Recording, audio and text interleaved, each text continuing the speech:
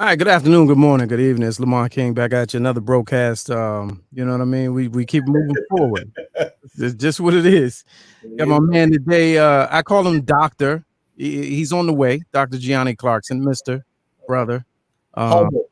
yeah.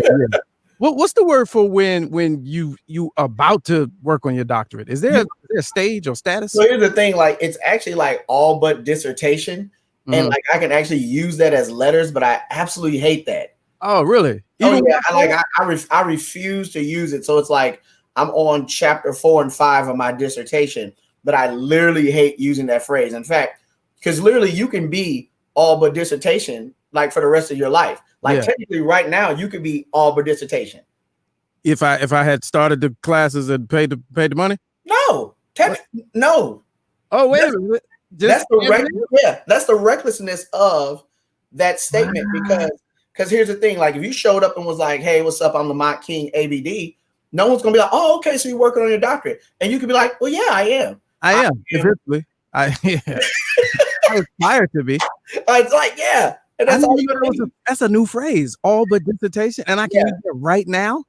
you can technically use it right now. Now, So I mind can, you, those in academia are immediately saying don't say that, but it is true because I'm gonna tell you how I know it's mad reckless. I was at a happy hour in DC, mhm. and this girl put those letters behind her name, and I said, "Oh, okay. Where you doing your doctoral program at?" And she said, "Oh, I haven't started yet." Ooh, nice. And I went, "Whoa!" Wait a minute. Did she say her name and then ABD like out loud, Like verbally, literally, she was like, "My name, comma ABD," and just sat there, in real life? real life, and That's the was up. problem. And literally, we were on a panel together. That's the problem with these DC happy hours. That pretentiousness is through the roof. Yeah, ABD. I was like, "Yo, you're so reckless right now. You're So so reckless." could I do because my ultimate goal is to reach the attain the level in name of Dr. King Yes. as a stage name. So could I Dr. Asterisk King ABD or how would I be able You to could actually go. You could actually go. You I could could go actually Dr. go Lamont King ABD, and no one could really argue you with that. Mm. You could literally get away. You could literally be Viola Davis and get away with murder on that. Oh wow. All right. Well, Yeah, it's there crazy. it is.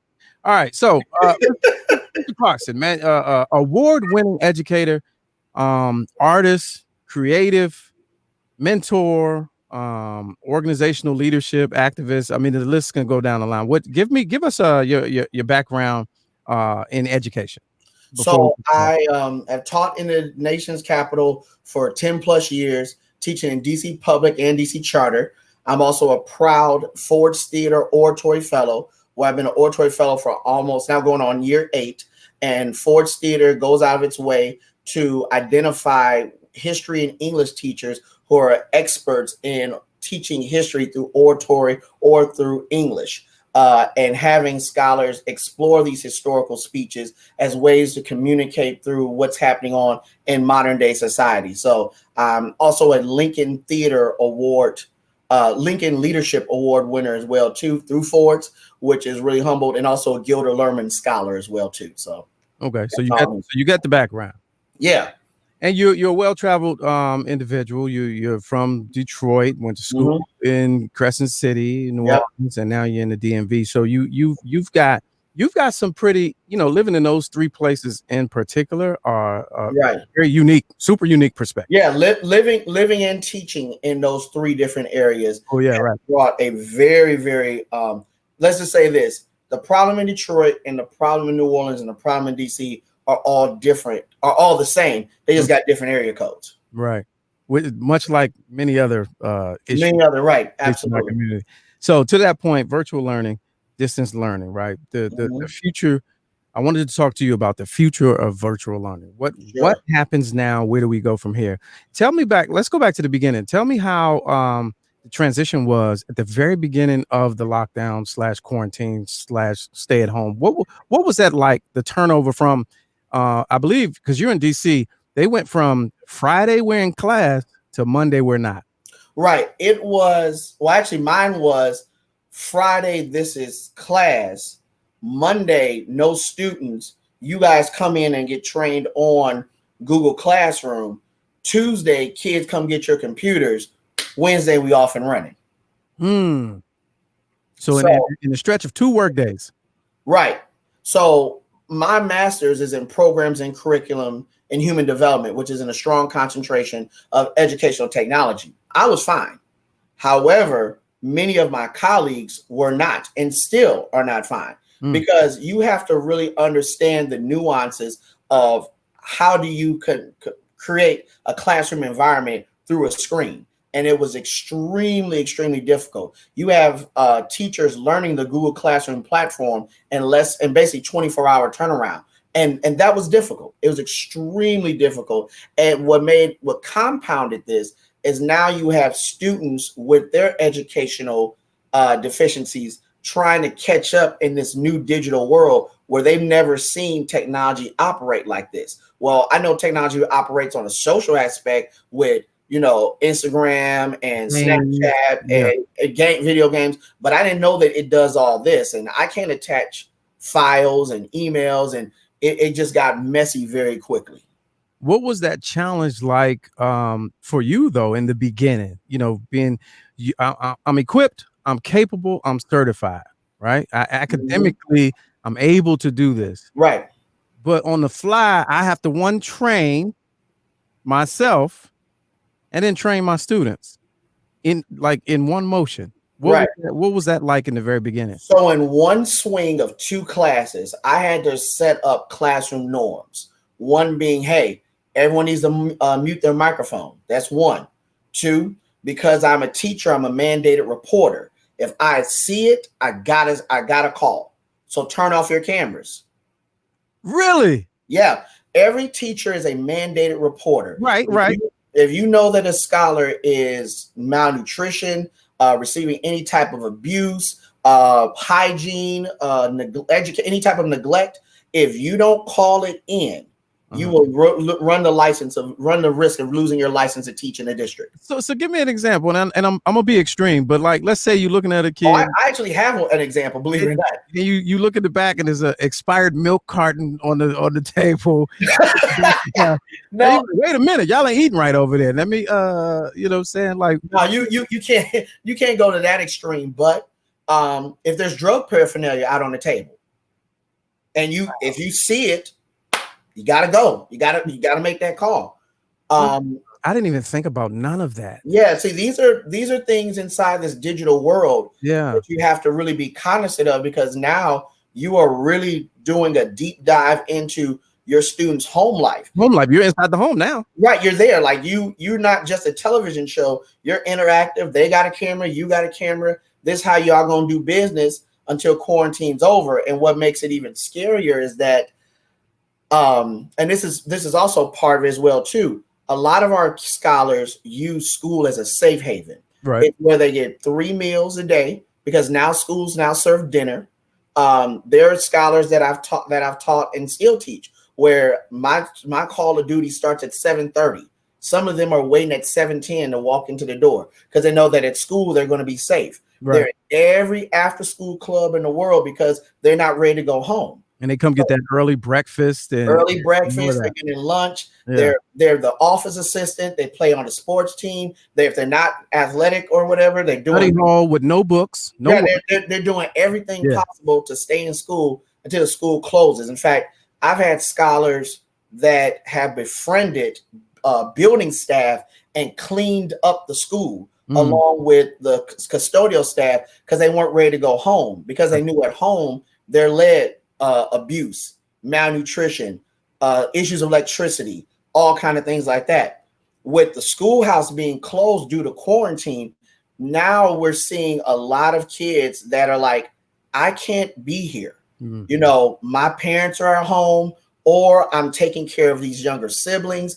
And now you're telling me, yo, I want you to get this lesson and turn this homework in. They're like, yo, we got one computer amongst the 3 of us. And shitty Wi-Fi, maybe. Yeah. No internet. Yeah. Yeah.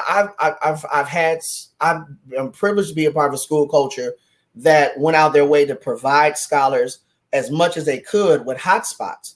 But for those scholars that did not have hotspots, they're going, well, Mr. Clarkson, when I'm not at school and I need to do homework on the weekend, I go to McDonald's or Starbucks. Well, because of COVID-19, those places are closed. Ah, I go to the library, but also the library is closed. So now they're on their cell phone trying to do homework. trying to do what's right. Yeah. These are layers, and that's why I wanted to bring you on, because these are layers that a lot of us don't think about, right? Parents learned a hard lesson, a very challenging lesson about what it is that educators in the classroom actually do, how much of it they do, and how many times during the day they have to do it. Right. I made the joke about, people with 2 kids, or 1 kid, and they're like, yo, your teacher has got 30 of your little ones, and you can't handle your own 2. You ready to send them back. You know what I mean? So it's those layers that I wanted to spotlight. To that point, how did your home life specifically change in the beginning? How was it? How did you maintain doing what I do at the crib and what I do in the classroom and merge them together, like with your own responsibilities with your own family? So where I'm talking to you from this used to be the most holy place in my house, which is the man cave, right? Literally, the man cave has become this build up studio with 2 spotlights, camera, a backdrop, because now this is where I go to work. So nobody is working from home. We at home working. So ain't nobody working from home, like we out home working. So the sanctity that you create inside of your home has been disrupted because now you're bringing in these elements. So then the counterpoint is that parents, administrators are like, well, I can contact you any time of day, because where you gonna go? Yeah. So it's that compounds the issue. So of course I have my son. My son is this is his 9th grade year. So as I'm trying to be a good parent to him, I also have to navigate my 6 classes that I teach. And then also my school community still wanted us to hold after school activities. So I'm also still doing student council. Wow. Yeah. And that's what I've been hearing from a lot of people who and have office hours too. Office hours at the crib. Yeah. So let's say, for example, I have office hours Friday from 12 to 2, because my office hours have to be 2 hours long. So even if a good majority of the time, no student showed up, but I still have to sit here with my camera on for 2 hours. Oh, yeah. Much like a parent-teacher conference. Fact. Yeah, that's the same thing that happened. And that's the crazy part, because what I've been hearing from a lot of people is, especially people with office or corporate jobs who are still working. Yeah. Much like educators, it's like, yo, I work more now than I did when I was on site. Yeah. Because your hours are accounted for now. Like, you literally use a digital footprint that you and the students have, and you got a tracking beacon on the home and device. It's worse than the company phone. Oh, I got you exactly where I want you. Yeah. I know where you are. And if you're not there, then why aren't you at home? You out here living reckless. Now, has it significantly affected your home life? Because 2 months in, 3 months in, we're kind of used to it, but still, it's still an adjustment, I would think. Oh no, it's definitely an adjustment, because you're still having to navigate parents that feel like, hey, I can call you any time of night now. I know where you are. I also have to navigate. I know you're home. I know you're home. Where's you gonna be? My school community has increased the number of meetings that we have. Like, we have a Monday morning check-in. We have a Friday morning check-in.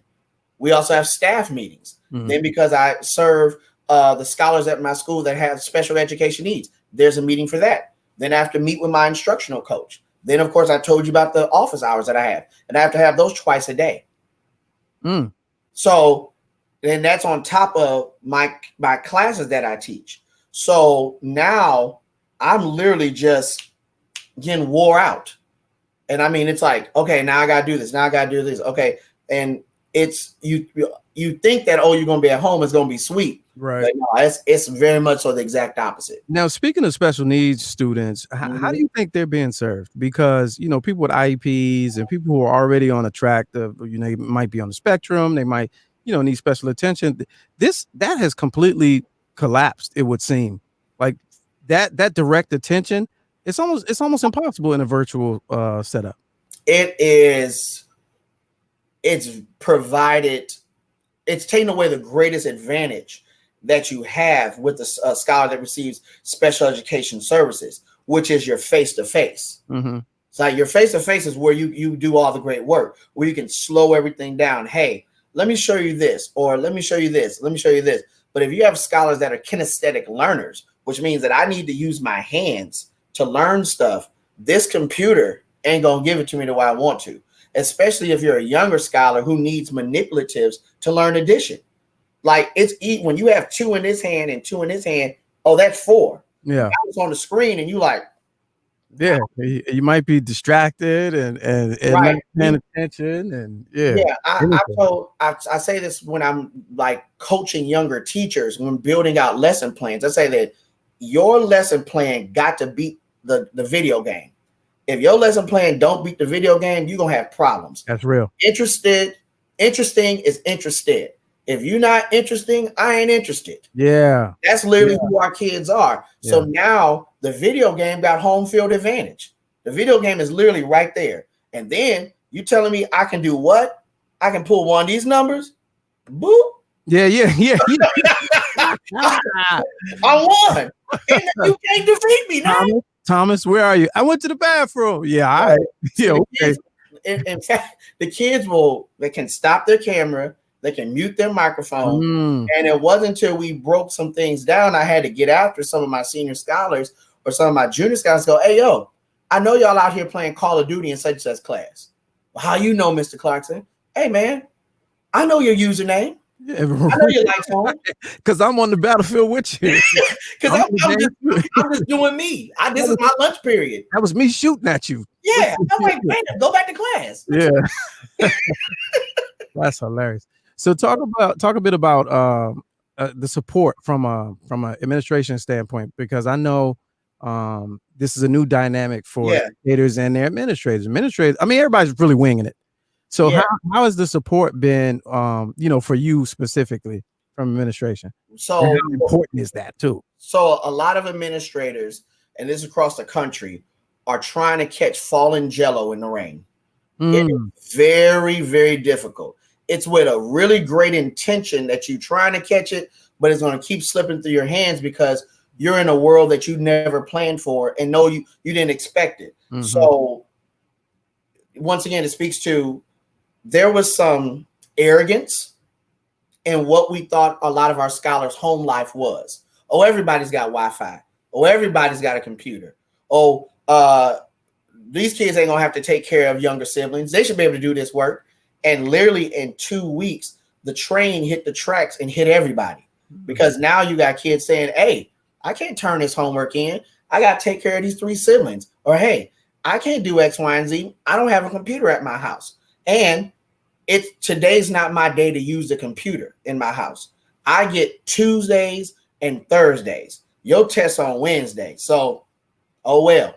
Now we're closing out in most school districts. So by the time people watch this, school will be over anyway. And but how do you think that the recent turn of events and the things going on nationwide have affected students who, I've been home for 3 months. My whole life is different, and now the world is super different. Like, right? How do you think they're dealing with that? For many of my scholars that I've spoken to, they are very cognizant that racism always rings in the background of no matter what happens. So the unfortunate loss of life, a woman weaponizing her whiteness is something that's not unfamiliar to scholars. So they kind of have the fortitude to shake that off and go, yeah, that's just life. Especially because I serve as students of color who are very familiar with this, who unfortunately know of someone in their family who's been wrongfully incarcerated, who have also, when coming home from school, have been wrongly accused of something as well too. So they're fully aware of this movement that's in the background of their life because they are as people of color. So it doesn't really affect them this much. What affects them the most is the inability to go outside and enjoy those freedoms that being a kid provides. Right. That's all. That's really what it is. A lot of my kids, whenever we sit down and talk, they say, well, I just really want to go outside and shoot basketball. Yeah, right. But they took down the rims in my On the neighborhood. rims, yep. Or hey, I just want to sit on the porch, but I don't want the police to come by and harass me. Right. And now they have an additional reason to harass me because now they can say, now you're a public safety risk. I saw a fascinating sight the other day. I was in the park and there was a guy, and I had the thought in my head before, but he was doing it. He was literally drilling. He was out there doing drills, shooting off the backboard. It was no rim. Mm-hmm. And I was like, because I remember thinking to myself, because I go to the park often, you know, walking or whatever. And I was like, I wonder if somebody would be out here shooting on a basket with no rims. And he was out there doing it. And it was so fascinating because I was like, the funny, you know, always go left, always think of the funniest thing possible. Mm. I was like, when this is over, he's going to be nice. Yeah, he's going to be a monster. I mean, he's literally shooting as if the rim is there. He's going to be the glass king. He's going to be the bank shot master because they're all going in. Because they're going in now, and there ain't no rim. But he's going through the whole motions. He's gonna be vicious. Yeah, because he's in his mind, he's just building up muscle memory. Yeah. There's a little boy that's up in my neighborhood, and in his driveway, he's got his crates out and he's got his mask. And he's he drilling. Yeah. And I'm like, his left hand about to be amazing. Yeah, exactly. He gonna be. I didn't make the basketball team this year. Right. But when it's COVID over, holla at your boy. Now, and to that point, last question. To that point, what do you think is the future for young scholars, young people, students around that age for virtual learning? Like, what do you think their experience is going to be through the summer and into the fall? Once this, I hate to say the new normal, it's abnormal. Right. But the virtual learning, the isolated experience, adjusting to a different way of things. What do you think it's going to be like moving forward? 2019 and the ending of 2019, 2020 is going to create one of the most vicious educational. The ending of 2020? The 2019 and the ending of the 2020 school year. Okay, got it. Is getting ready to create one of the most vicious educational gaps of all time. I'm going to go ahead and put this on wax. It will be comparative to an educational gap we saw maybe back in the 50s when scholars were allowed to jump into schools that were desegregated. You're going to see that a lot of kids should not have been passed and that they needed that last half of third quarter and all of fourth quarter to get that closure that they needed. Them not getting that is going to kill them. It's teachers for 2020, 2021 school year are going to have to be very aggressive of being quick to assess what doesn't this kid know right now and going to fix it immediately. But the charge is going to come from parents, and parents are going to have to be very honest about who their scholar is and what type of future do you want for your scholar. Like, no longer can you say, my baby going to college. That's fine. But if you're not doing anything to put any enrichment in your scholar during this downtime in the summer, that's not the look. Or be honest with your scholar and be like, hey, do you like school? Do you want to do it for 4 more years at this amount of money? If the answer is no, hey, maybe we need to start working on a trade now. So if you're a parent, I highly encourage parents to look at Brain Pop, Brain Quest, the History Channel, Arts Edge on Kennedy Center. Look at all of these really great free electronic curriculums that your child can pour into to close those gaps, whether it be in math, English, science, social studies, or whatever, because 2021 is going to come and a lot of parents or a lot of teachers going to look at your child and start singing Deborah Cox to them, like, how did you get here? Yeah, right. Nobody's supposed to be here. Right. Like this, but it is what it is, unfortunately. And that's the shift towards individualized learning, and parents are parents are the new tutors. But they gotta watch it with them, though. They're not the new tutors. They've always been the tutors. Frederick Douglass says this better than anyone in a quote, that a child that's only educated at school is a half-educated child. 50% of anything is a fail. So all the pressures of the schoolhouse, of the mentorship, of the being the psychologist and the pseudo moms and dads, we out the picture. We only on your screen for 2 to 3 hours. Yeah. You got to ante up. Well, I appreciate it, man. Always great stuff, man. Dr. Giani Clarkson, ABD. Appreciate you jumping on the BRōCAST, man. Hope you No problem. because I know you guys so much more information that we didn't even get to, but time is limited.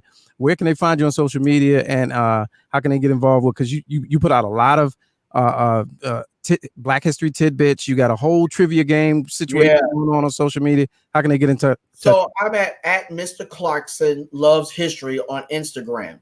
I'm also do a Black History Happy Hour trivia on Thursdays on 7 and 8 o'clock, depending on the week. In addition to that, if you are a scholar or you have a scholar that struggles with history, I'm doing private lessons. So if there's things in Black history you feel like they should learn, I do private 30-minute lessons. It's pay what you can, and all donations or all proceeds of what you pay what you can go to the March of Dimes, which is, of course, an organization that's near and dear to my heart. All right. Appreciate it. There you have it. That's it for this BRōCAST. Make sure you tune in to my YouTube channel and notifications and blah, blah, blah, and all that. Turn me on and turn me and stop dumbing yourself down. All right. I'll holler. Appreciate it. Appreciate it, bro. Humble. Thank you.